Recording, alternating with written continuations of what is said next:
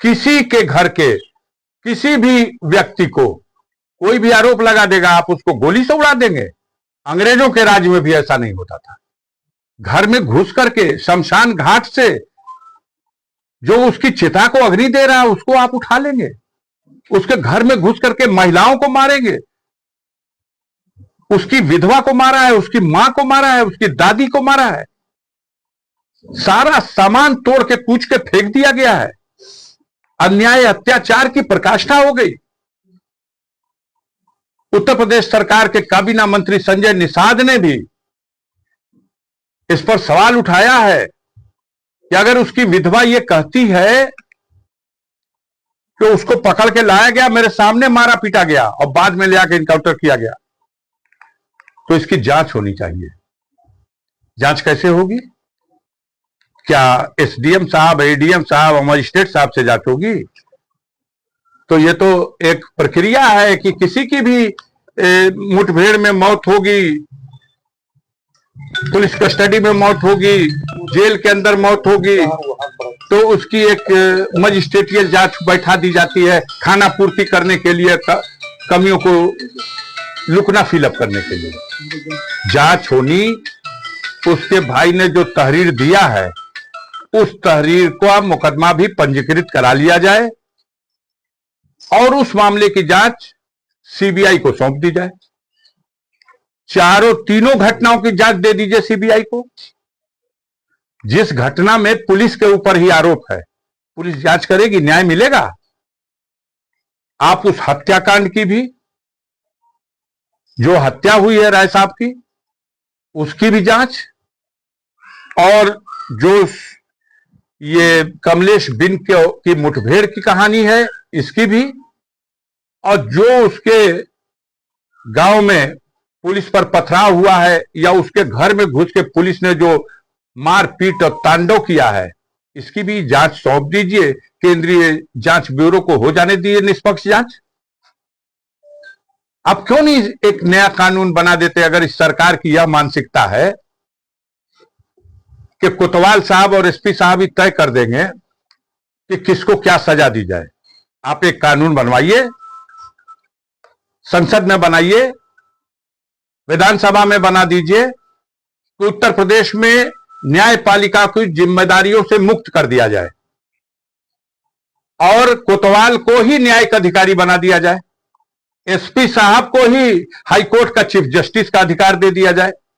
यही लोग तय कर दें कि किसके पैर में गोली मारनी है, किसको छाती में गोली मारनी है। यहां जो ढेलवास की घटना हुई, इसका इनपुट क्यों नहीं मिला था पुलिस को? क्या कर रही थी यहां की सीआईडी और एलआईओ? जो होटल पे मर्डर हुआ उसका इनपुट क्यों नहीं मिल रहा था पुलिस को? यहां किसी भी समय इस तरह की घटना हो सकती है। कप्तान साहब कहते हैं कि कुछ घटनाओं का इनपुट मिल जाता है, क्यों नहीं इनपुट मिला? क्यों नहीं इस पर विचार किया जाता कि इतना बड़ा होटल प्रतिष्ठान जहां दारू और बार और पीने की भी व्यवस्था, वहां सीसीटीवी कैमरा क्यों नहीं है? पूरे गांव में गरीबों का आरोप है कि 12 बजे रात तक और उसके बाद तक होटल के ऊपर तमाम तरह के आरोप लग रहे हैं।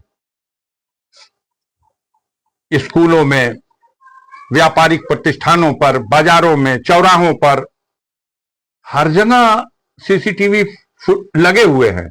आखिर ये चमत्कार ही है कि जहां बार भी है वहां सीसीटीवी फुटेज नहीं है। क्यों नहीं है? उससे पता चलता कि ये कमलेश बिन उस घटना में शामिल था कि नहीं, और भी था कि नहीं। अब एक नया नाम आ गया, कटरा गैंग।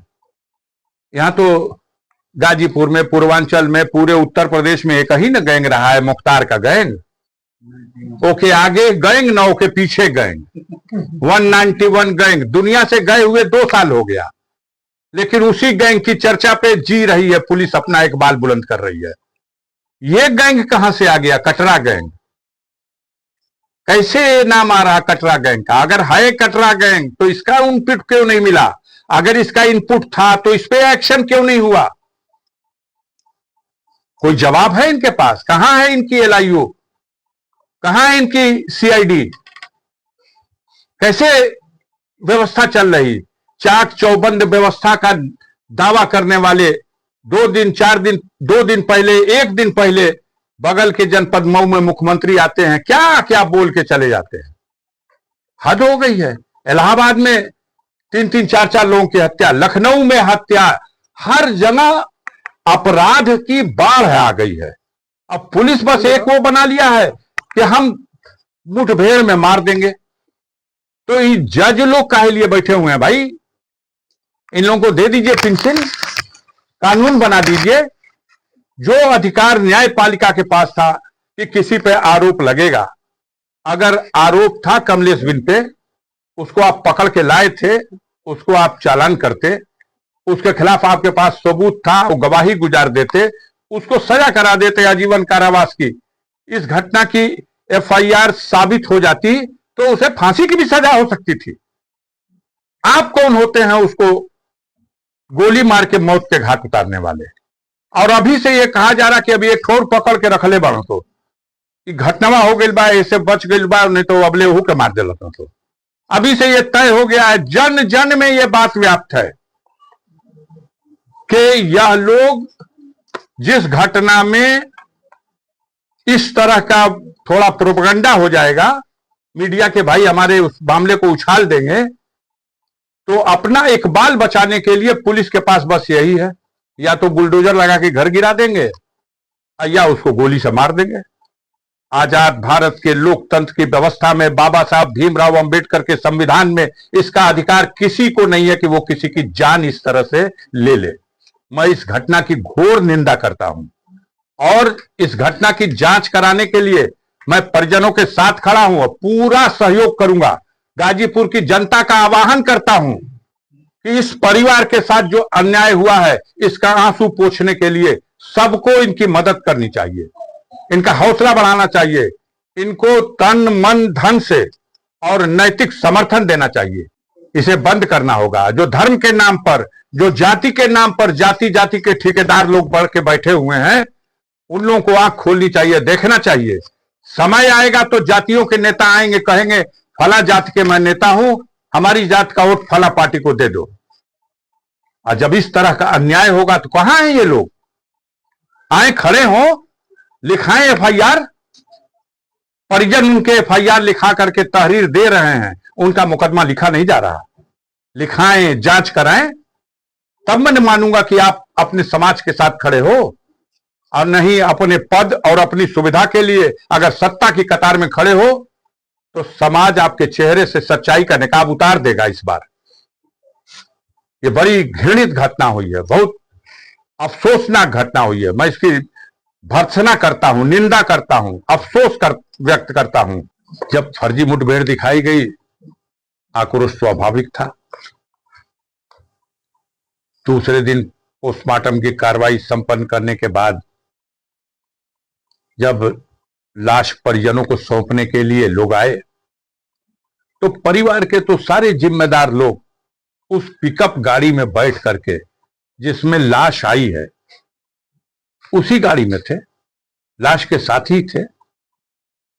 हमें तो बताया गया, जो सत्य भी यही है और ये भी सीसीटीवी फुटेजेस से प्रमाणित हो जाएगा।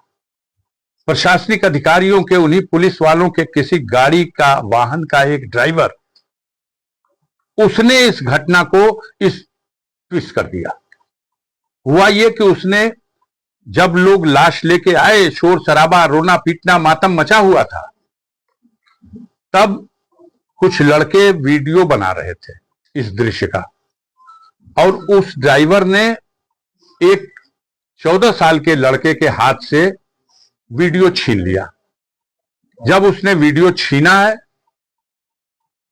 तब उसके बाद उसी लड़के के साथ जो 2-4 और लड़के थे, कौन 12 साल, कौन 14 साल, कौन 13 साल, इन लड़कों ने ढेला चला दिया।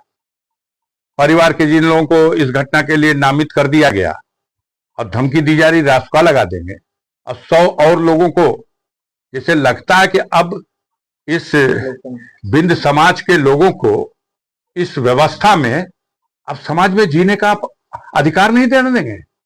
शमशान घाट से जो उसकी चिता को अग्नि दे रहा है उसको आप उठा लेंगे और इस पूरे परिजनों के साथ इनके दुख में शामिल हों।